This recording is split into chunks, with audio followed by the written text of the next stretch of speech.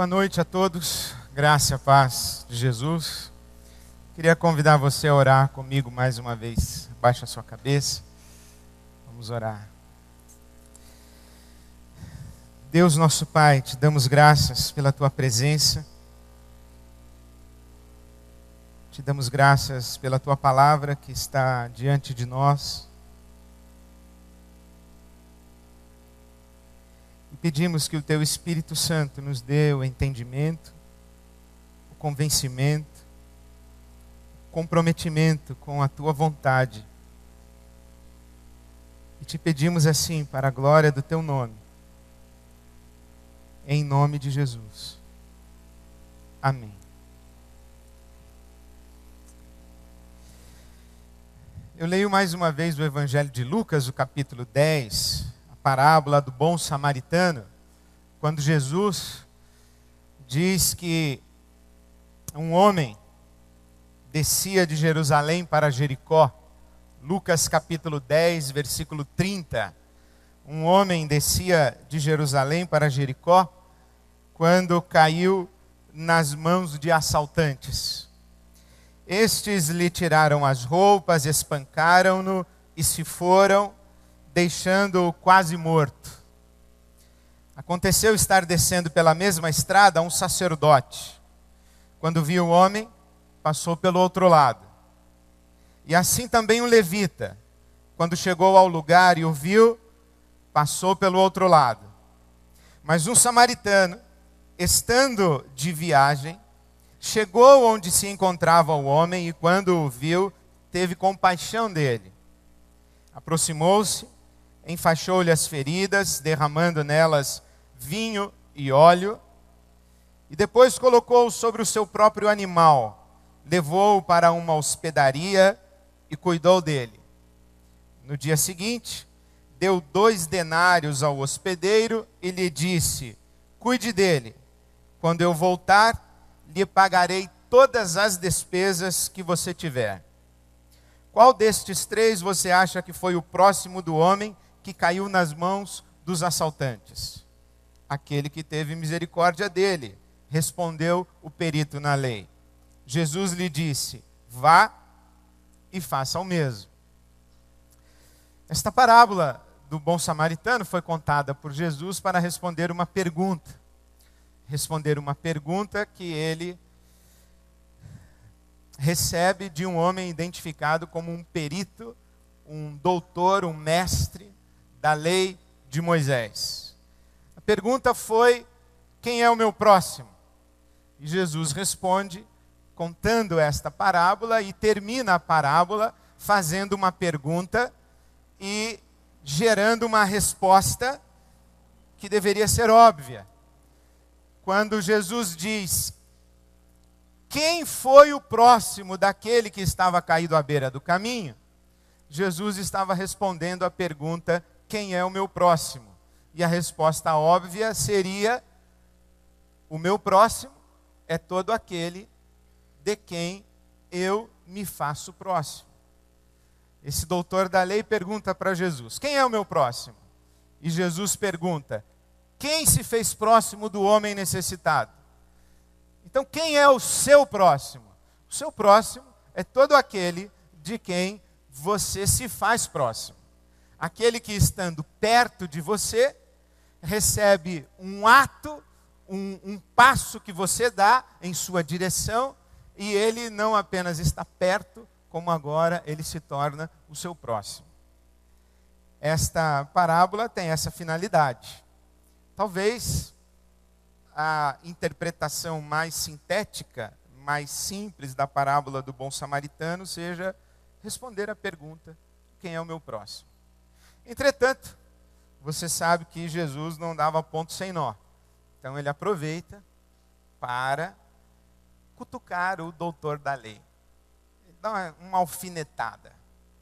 Porque ele coloca como vilões da história não apenas os assaltantes, mas o sacerdote e o levita, ou os 2 representantes máximos da religião de Israel nessa época de Jesus.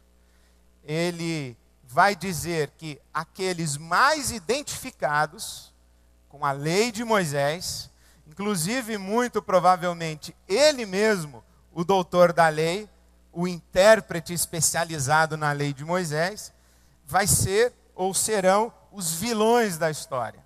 E coloca como mocinho da história um samaritano, que é aquele representante de uma etnia com quem os judeus tinham uma inimizade plena. Isso significa que quando Jesus vai responder uma pergunta, ele o faz abrindo um horizonte de sentidos. E essa parábola, como na verdade todas as palavras de Jesus, elas são cheias de sentido. Se você imaginar uma grande casa, uma fala de Jesus como uma grande casa, há muitas portas pelas quais você pode entrar. Por exemplo, nessa parábola, você pode falar de vida eterna. Nessa parábola, você pode falar sobre religião. Nessa parábola, você pode falar sobre a lei de Moisés. Nessa parábola, você pode falar sobre violência urbana. Nessa parábola, você pode falar sobre compaixão, sobre solidariedade. Você pode falar sobre a indiferença. Você pode falar sobre qualidade de relacionamentos. Então, Jesus, quando ele fala, ainda que sua fala seja sintética, é uma fala aberta para muitos sentidos. E não demorou muito para que surgisse essa maneira de interpretar as falas de Jesus ou as parábolas. Então, Clemente de Alexandria e Orígenes de Alexandria, já no segundo século da nossa era, anos 150, 170 da nossa era, eles começaram a fazer interpretações alegóricas das falas de Jesus e das parábolas de Jesus. A interpretação que eles fazem aqui da parábola do bom samaritano é muitíssimo interessante. De Jerusalém, descia um homem para Jericó. Jerusalém é o paraíso, Jerusalém é o lugar da comunhão e da intimidade com Deus. Jericó é o mundo, Jericó é o lugar do afastamento de Deus, Jericó é o mundo do mal e Jerusalém é o mundo do bem. Esse homem que desce do mundo do bem para o mundo do mal, do mundo de Deus para o mundo dos homens, esse homem que desce é Adão, ou mais precisamente é você, também eu. Esse homem que desce. Saímos do mundo de Deus e vamos para o mundo do mal. Caímos nas mãos de assaltantes no meio da jornada. Quem são os assaltantes? Os demônios, os espíritos malignos, os espíritos maus, os diabos. E os diabos nos afligem, nos machucam, nos ferem. O que é essa ferida? O que é esse machucado que os demônios causam em nós enquanto nós saímos do mundo do bem para o mundo do mal? É o pecado. Nós somos machucados e dilacerados pelo pecado. Quem são? O sacerdote e o levita, a religião de Israel, o judaísmo, a lei de Moisés, que não resolve o problema do homem que está caído à beira do caminho. Olha, tudo isso eu estou falando é Orígenes, que falou. Ele que está interpretando alegoricamente.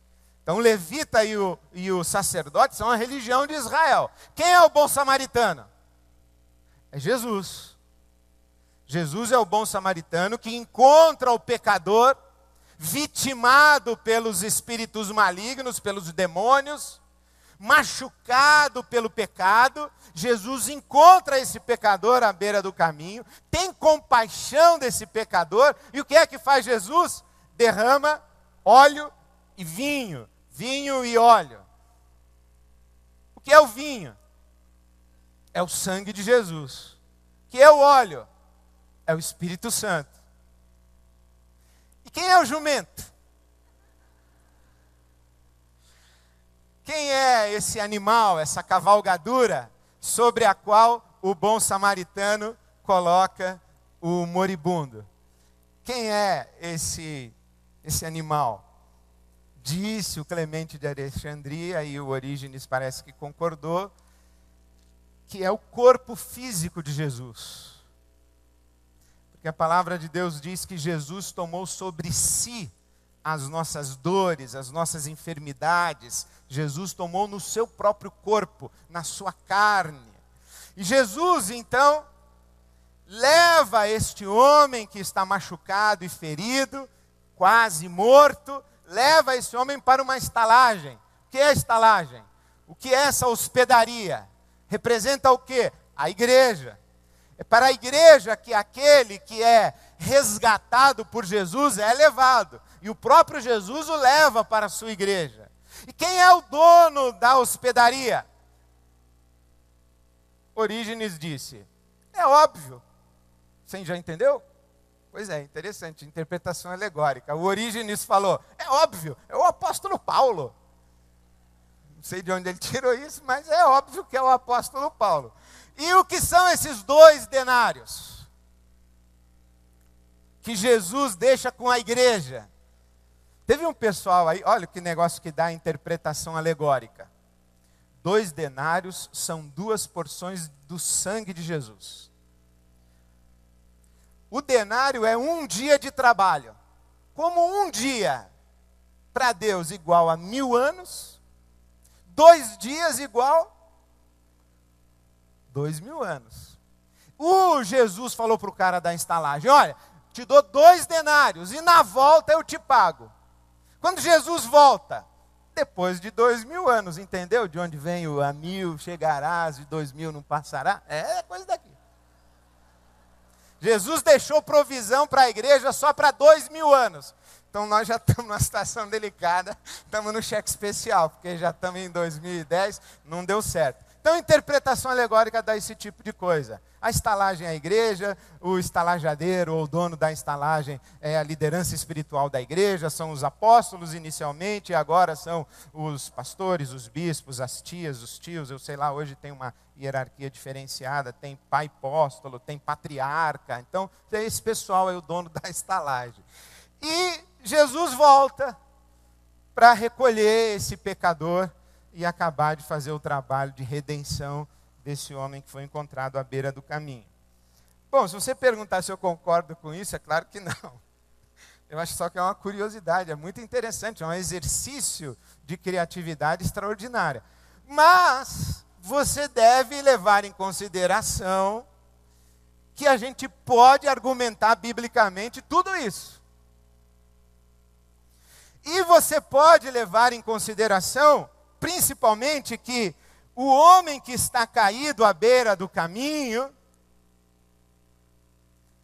ele pode ser qualquer um de nós. O levita pode ser qualquer um de nós. O sacerdote pode ser qualquer um de nós. Inclusive o bom samaritano pode ser qualquer um de nós. E você deve levar em consideração que é fato que esse homem que é encontrado à beira do caminho recebe uma ministração de vinho e óleo, de sangue e de espírito. E se passado esse tempo todo nós olharmos para a Bíblia Sagrada e olharmos para a nossa realidade do Evangelho, parêntese, eu sei e até posso dizer que a parábola não está ensinando isso. Eu sei que óleo e vinho eram os elementos terapêuticos daquela época, o vinho para a desinfecção e o óleo para o alívio da dor. É isso que acontece aqui na linguagem da parábola. Jesus pega os elementos da sua época.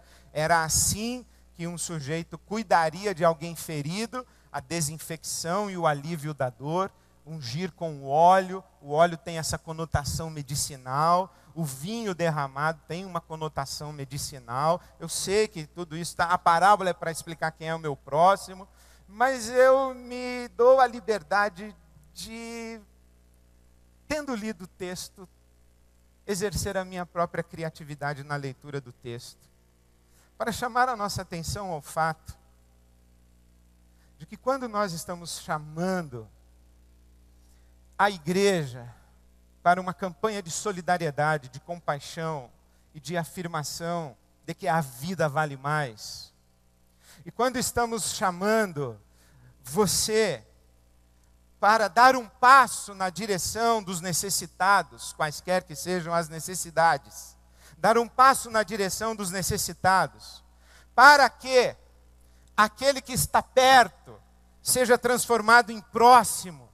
e que nós façamos algo de bom, levemos o bem, tenhamos uma atitude de compaixão para com esse necessitado, nós não estamos falando que esse necessitado é o pobre. Não é isso.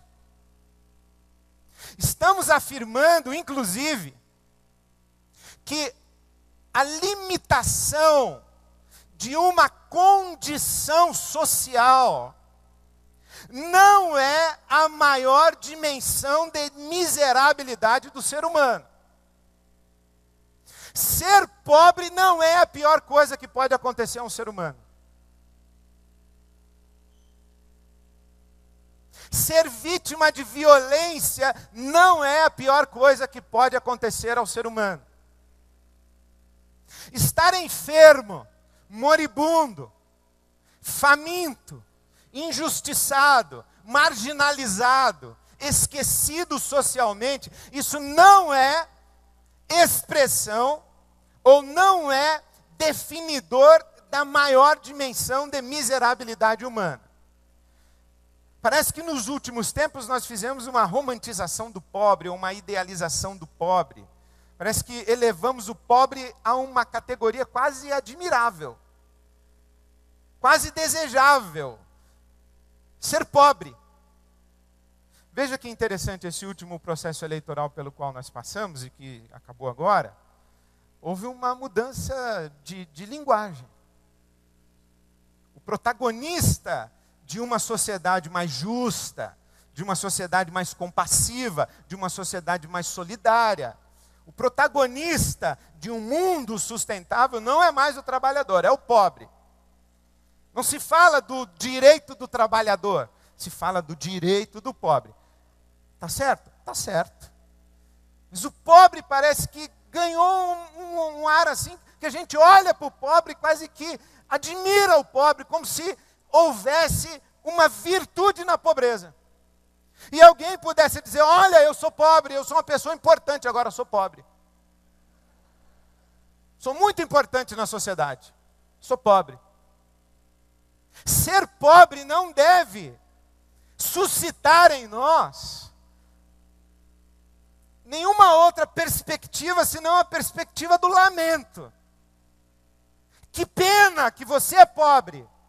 Que pena que vivemos num mundo onde tem gente como você que é pobre. E mais do que o lamento, a contemplação do pobre e da pobreza deve suscitar em nós o arrependimento. Que pena e que lamentável que eu e você construímos um mundo que tem gente pobre. Que porcaria de mundo foi esse que nós construímos, que tem gente caída à beira do caminho? Nós deveríamos ter vergonha de olhar para a pobreza, vergonha de olhar para o pobre.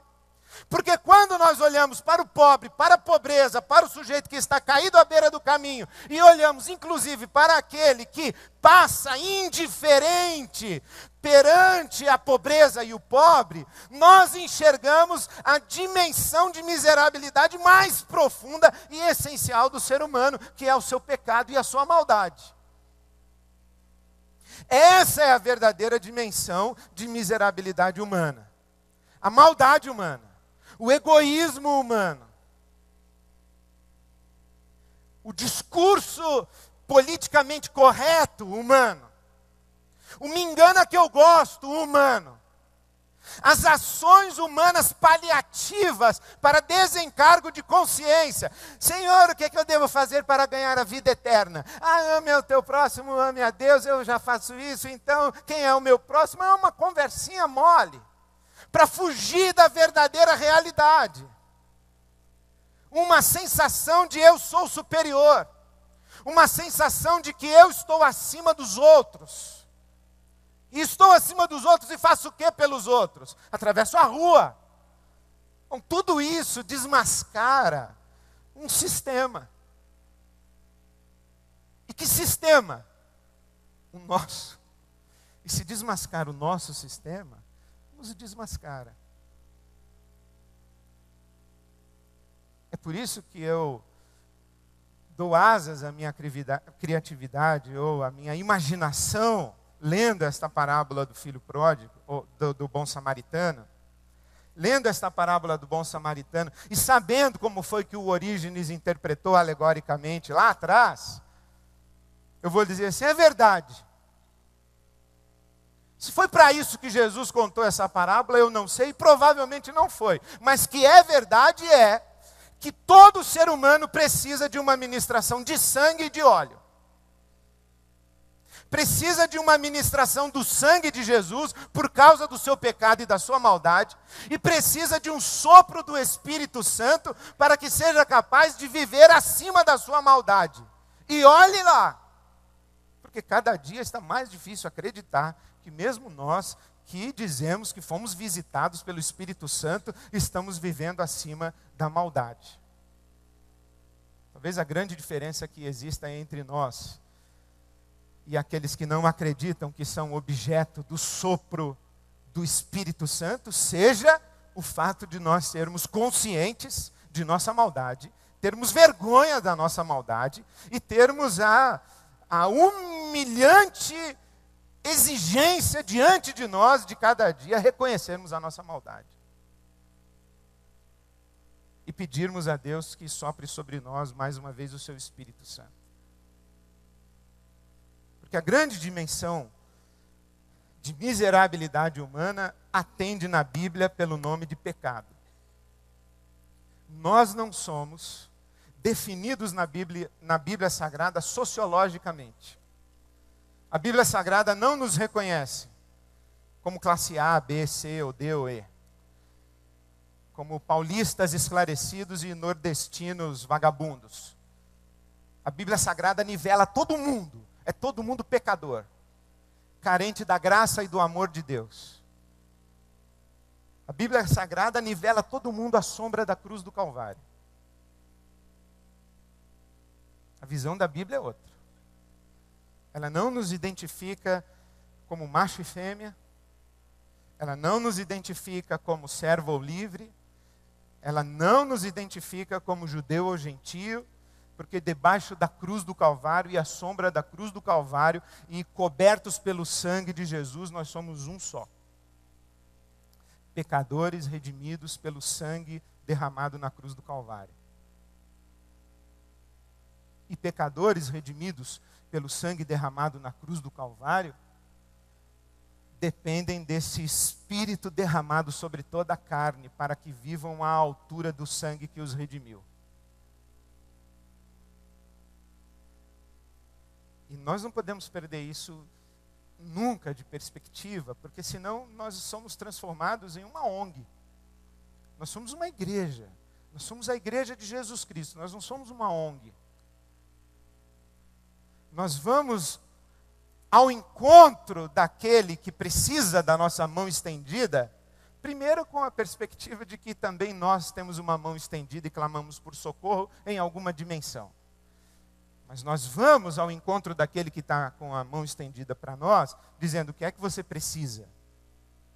Você precisa de alimento, você precisa de casa, você precisa ser alfabetizado, você precisa de emprego. Do que você precisa? Você precisa de remédio? Você precisa de alívio para a sua culpa? Você precisa de perdão para o seu pecado? Você precisa se perceber como amado de Deus? O que você precisa de sentido para a sua vida medíocre? O que você precisa? Você precisa de coragem para viver? O que você precisa? Muito interessante que nós gastamos tanto e nos esforçamos tanto para dizer para as pessoas que casa para morar, comida na mesa, escola para filho, sistema de saúde decente, água tratada, rede de esgoto, reforma fiscal, tributária. Isso também é salvação. Custou para a gente fazer com que as pessoas entendessem isso. Agora eu acho que a gente tem que começar a dizer o seguinte: olha, que perdão de pecado também é salvação. Você tem que se arrepender do seu pecado, da sua maldade, do seu egoísmo. Você tem que se arrepender, você tem que ter vergonha de ser o tipo de gente que você é, e cair de joelhos diante de Jesus e bater no peito e dizer: tem misericórdia de mim, eu sou pecador, me lava com esse teu sangue. Nós temos que dizer para as pessoas agora que receber o Espírito Santo também é salvação. Cair de joelhos e falar: Senhor, derrama sobre mim esse óleo bendito do teu Espírito Santo. Manifesta o teu poder e o teu querer na minha vida. Isso também é salvação. Custamos para dizer às pessoas que ser voluntário num projeto social e que fazer uma campanha para levantar 300 mil reais para distribuir entre 30 organizações e projetos sociomissionários durante o ano, que é o que nós estamos fazendo, que isso é sim tarefa da igreja. Agora nós temos que dizer que lá no projeto missionário, social, nós temos que chamar as pessoas a entregar a vida para Jesus. E dizer para elas: nós trazemos para você uma cesta básica, mas nós trazemos o anúncio de que Deus quer perdoar o seu pecado.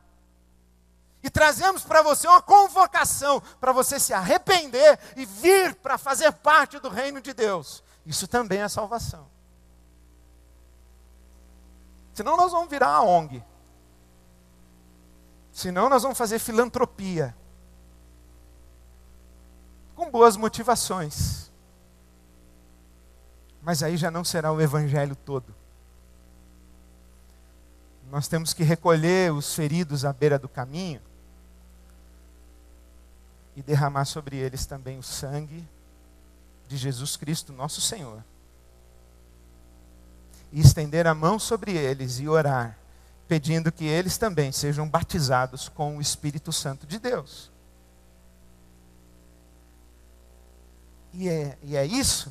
São esses gestos, esses movimentos que vão dar valor, não apenas à nossa vida, mas à vida daqueles que encontrarmos no meio da jornada. Nós vamos dizer: a vida vale mais, tanto para eles quanto para nós. A vida lavada no sangue e a vida soprada pelo Espírito. Por isso hoje, quando nós celebramos a Eucaristia ou a Santa Ceia, ou a ceia em memória de nosso Senhor Jesus Cristo, eu queria chamar você a essa realidade de que o sangue de Jesus Cristo nos purifica de todo pecado. E que nós devemos nos ajoelhar em contrição e penitência e dizer: Senhor, lava-me nesse sangue bendito, faz-me puro, não pelo meu mérito, não pela minha virtude, mas pela tua bondade, pela tua graça. Esse sangue me olha, me contempla, me enxerga através desse sangue. Porque através desse sangue Deus nos vê puros, inculpáveis, irrepreensíveis, através do sangue de Jesus. E quando assim aos pés da cruz nós estamos, Deus nos estende a mão e diz: levanta, levanta. Levanta, porque os teus pecados estão perdoados.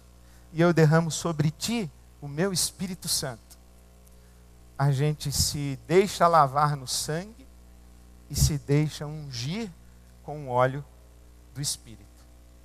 Eu encorajo você, enquanto celebramos hoje à noite, que você clame pelo derramar do sangue e pelo derramar do Espírito na sua vida. Para que a boa mão de Deus atue na sua maldade e na minha maldade. E a boa mão de Deus nos levante. E soprados pelo Espírito Santo, tenhamos uma novidade de vida. E sejamos no mundo sal e luz, como Jesus prometeu e afirmou que poderíamos ser. Que Deus nos abençoe assim. Amém.